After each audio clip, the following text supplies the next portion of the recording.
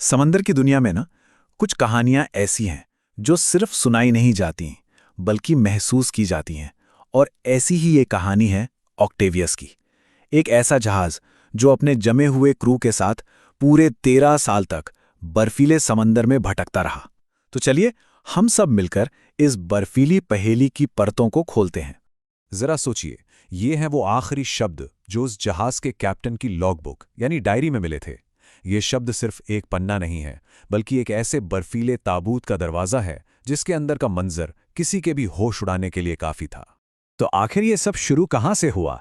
चलिए कहानी के उस मोड़ पर चलते हैं जहां इस भूतिया जहाज को पहली बार देखा गया।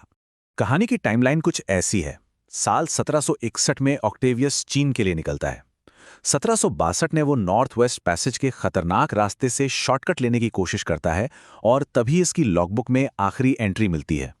और फिर पूरे 13 साल की एक लंबी खामोश चुप्पी, जिसके बाद 1775 में इसे ग्रीनलैंड के पास भटकता हुआ पाया गया। अब जरा उस सीन को इमेजिन कीजिए। हैरल्ड के लोग हिम्मत करके उस सुनसान जहाज पर चढ़ते हैं और नीचे डेक में जो मंजर उनका इंतजार कर रहा था वो शायद उन्होंने सपने में भी नहीं सोचा होगा। 28 लोगों का पूरा क्रू अपनी अपनी जगह पर पत्थर की तरह जमा हुआ था। कैप्टन अपनी डेस्क पर ऐसे बैठा था जैसे कुछ लिखने ही वाला हो। एक नाविक आग जलाने की कोशिश कर रहा था और कैप्टन का परिवार अपने बिस्तर में जैसे किसी ने पॉज बटन दबा दिया हो और वक्त हमेशा के लिए जम गया हो। लेकिन कहानी का सबसे चौंकाने वाला, सबसे हैरान कर देने वाला हिस्सा तो लॉगबुक के आखिरी पन्ने में छिपा था। जहाज की लोकेशन। रिकॉर्ड के मुताबिक वो अलास्का के पास थे। इसका सीधा मतलब ये था कि ये जहाज अपने मुर्दा क्रू के साथ खुद ब खुद उस खतरनाक नॉर्थ वेस्ट पैसेज को पार कर चुका था, जिसे पार करने का सपना बड़े बड़े नाविक देखते थे। तो बस यहीं से शुरू होती है हमारी पड़ताल। ये कहानी सुनने में जितनी सनसनीखेज है उतनी ही अजीब भी।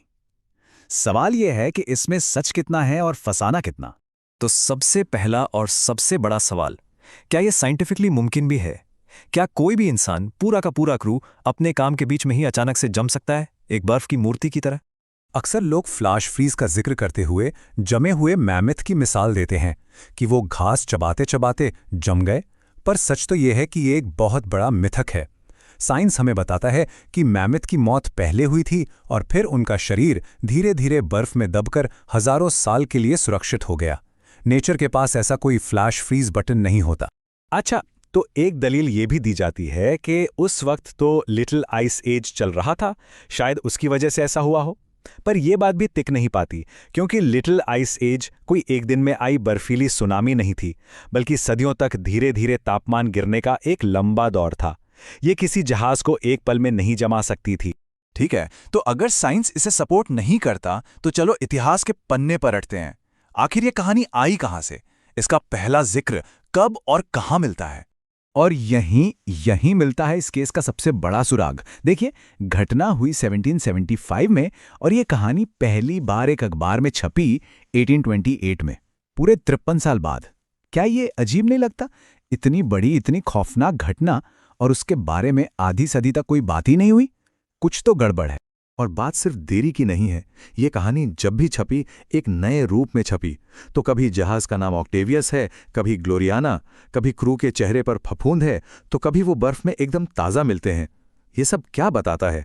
यही ना कि ये एक कहानी थी जिसे समय के साथ नमक मिर्च लगाकर और दिलचस्प बनाया जा रहा था। चलिए एक पल के लिए सब कुछ भूल जाते हैं, लेकिन इस कहानी में एक दावा ऐसा है जो इसे हर तर्क, हर पैमाने पर नामुमकिन बना देता है, और वो है इसका सफ़र। जैसा कि कहानी में बताया गया, ऑक्टेवियस ने बिना किसी जिंदा इंसान के दुनिया के सबसे खतरनाक समुद्री रास्तों में से एक नॉर्थ वेस्ट पैसेज को पार कर लिया। तो सवाल ही उठता है कि असलियत में नॉर्थ वेस्ट पैसेज को पहली बार कब पार किया गया? इसका जवाब है साल 1906 में, ऑक्टेवियस की इस कथित यात्रा के 144 साल बाद। ऐसे पार करने वाले महान खोजकर्ता रोवाल्ड डायमंडसन को अपनी पूरी एक्सपर्ट टीम के साथ लगभग 3 साल लग गए थे।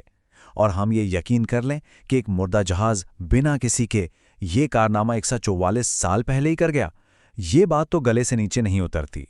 तो अब सारे सबूत हमारे सामने हैं, वैज्ञानिक, ऐतिहासिक, लॉजिकल। अब वक्त है फैसले का। एक बार फिर से सारे पॉइंट्स पर नजर डालते हैं। कोई असली लॉगबुक या जहाज का रिकॉर्ड मौजूद नहीं है। कहानी के सामने आने में 53 साल की एक अजीब सी देरी है। फ्लैश फ्रीज का कॉन्सेप्ट साइंस के हिसाब से नामुमकिन है, और एक ऐसा समुद्री सफर जो उस जमाने में किसी के लिए भी संभव नहीं था। सारे सुराग एक ही तरफ इशारा कर रहे हैं। तो अगर ऑक्टेवियस की कहानी सच नहीं है तो फिर है क्या? ये समुद्री लोक कथा का एक क्लासिक एग्जाम्पल है। वो किस्से कहानियां जो पुराने अनुभवी नाविक नए लोगों को सुनाया करते थे। एक तरह की चेतावनी कि खतरनाक रास्तों से बचकर रहो और समंदर की ताकत को कभी हल्के में मत लेना। और आखिर में ये कहानी एक बहुत ही दिलचस्प सवाल छोड़ जाती है।